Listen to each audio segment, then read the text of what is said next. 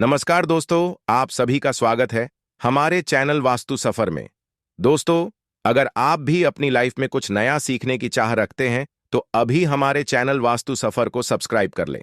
दोस्तों, हरे कृष्णा या देवी सर्वभूतेषु शक्ति रूपेण संस्थिता नमस्तस्ये नमस्तस्ये नमः।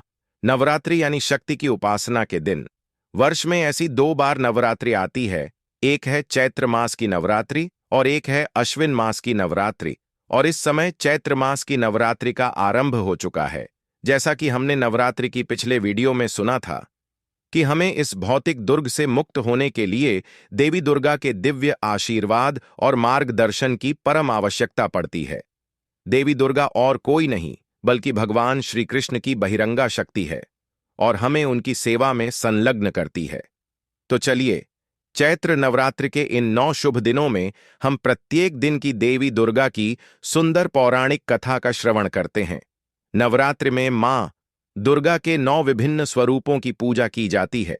देवी के यह रूप शास्त्रों में इस श्लोक द्वारा उल्लेखित है। प्रथमम शैलपुत्री च द्वितीयम ब्रह्मचारिणी तृतीय चंद्र घंटे कुष्मांडे चतुर्थकम पंचम स्कंध माथे षष्ठम कात्यायनी च सप्तम कालरात्रि महागौरी तिचष्मा नवमम सिद्धिदात्री च नवदुर्गा प्रकीर्णनी नामानि ब्रह्म नव महात्मनः।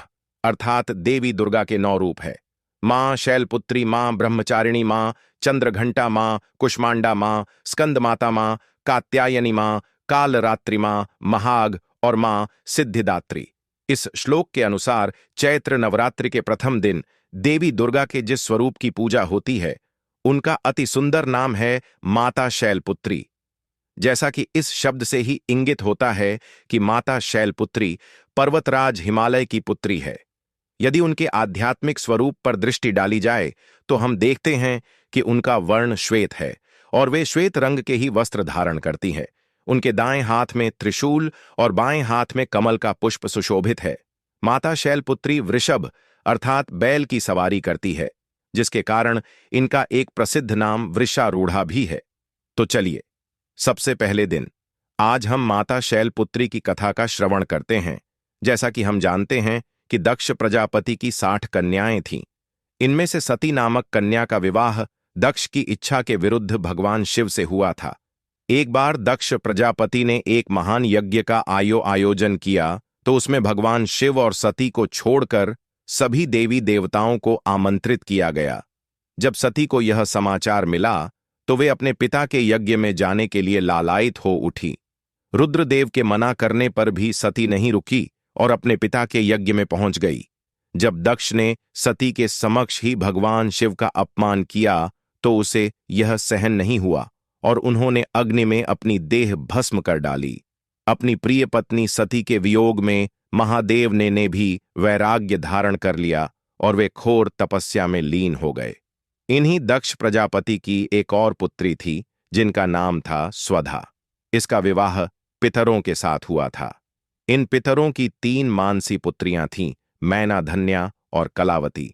अब देखिए, एक समय ऐसा हुआ कि यह तीनों कन्याएं भगवान विष्णु के दर्शन करने के लिए श्वेत द्वीप में पधारी और उसी समय 4 कुमार भी वहां पहुंच गए।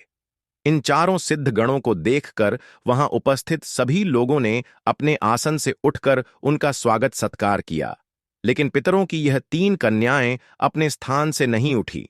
यह देखकर चारों कुमार उन पर क्रोधित हो गए और उन तीनों को स्वर्ग से दूर होकर नर स्त्री बनने का श्राप दे डाला।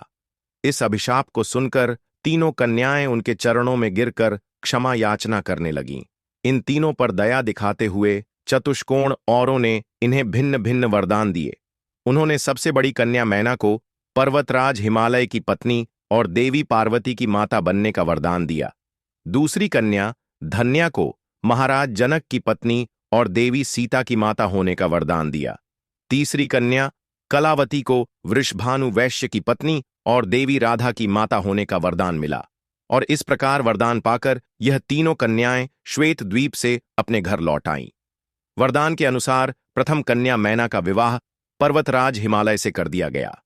विवाह के पश्चात सभी देवी देवता राजा हिमालय और देवी मैना के पास पधारे।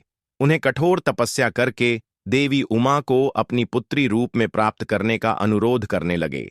और ऐसा इसलिए आवश्यक था क्योंकि उस समय सभी देवी देवता तारकासुर नामक राक्षस के कोप से त्रस्त हो चुके थे, जिसे केवल महादेव का पुत्र ही मार सकता था।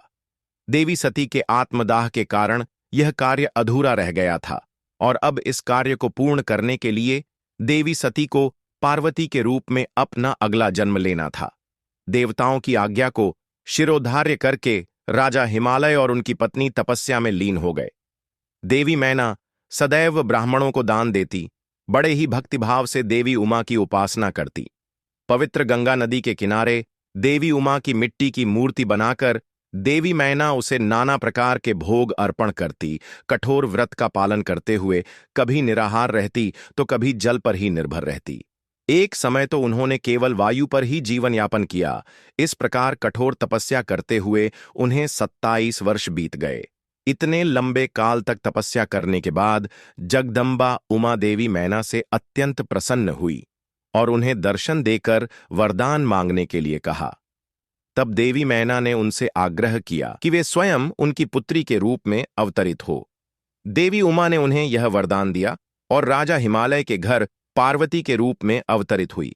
हिमालय पर्वतों के राजा थे और पर्वत को शैल भी कहते हैं, इसीलिए पार्वती का एक नाम शैलपुत्री भी पड़ा। उनका एक अन्य नाम हेमवती भी है। तो यह थी माता शैलपुत्री की संक्षिप्त कथा। आज प्रथम नवरात्रि के दिन माता शैलपुत्री की पूजा, आराधना और उपासना की जाती है। उनकी पूजा करने के लिए इस दिन सुबह जल्दी उठकर स्नान आदि से निवृत्त होना चाहिए। इसके बाद विधिपूर्वक कलश स्थापना करें। माता शैलपुत्री का चित्र भी रखें। इसके बाद देवी को कुमकुम तथा अक्षत अर्पित करें। माता शैलपुत्री का वर्ण श्वेत है, इसलिए उन्हें सफेद रंग के पुष्प अर्पित करना उत्तम रहेगा। इसी प्रकार उन्हें सफेद रंग के मिष्ठान जैसे कि खीर और चावल भी अत्यंत प्रिय है। आज के दिन माता शैलपुत्री के इस मंत्र का जाप कर सकते हैं। वंदे वांछित लाभ चंद्राकृत शेखरा वृषढम शूलधराम शैलपुत्रम यशस्विनी। भगवान शिव की नगरी काशी में माता शैलपुत्री का एक प्राचीन मंदिर भी है, जहां पर नवरात्रि के प्रथम दिन भारी भीड़ देखने को मिलती है। कहते हैं कि इस मंदिर में माता शैलपुत्री के दर्शन करने मात्र से श्रद्धालुओं की सभी इच्छाएं पूर्ण हो जाती हैं। माता शैलपुत्री को वाराणसी भी अत्यंत प्रिय है, इसलिए वह यहां सदा निवास करती है।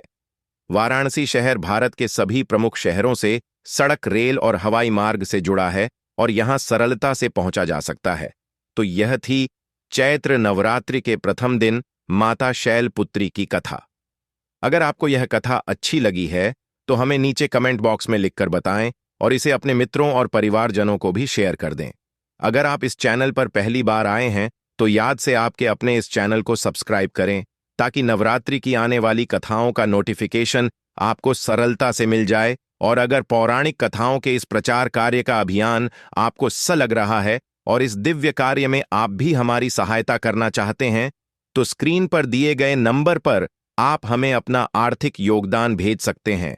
तो चलिए, चैत्र नवरात्रि के इस प्रथम दिन माता शैलपुत्री को प्रणाम करते हैं और उनसे भगवान श्री कृष्ण की शुद्ध भक्ति की याचना करते हैं। हरे कृष्ण दोस्तों, आज के लिए बस इतना ही। वीडियो अच्छी लगी हो तो वीडियो को एक लाइक और हमारे चैनल वास्तु सफर को सब्सक्राइब जरूर करें। धन्यवाद।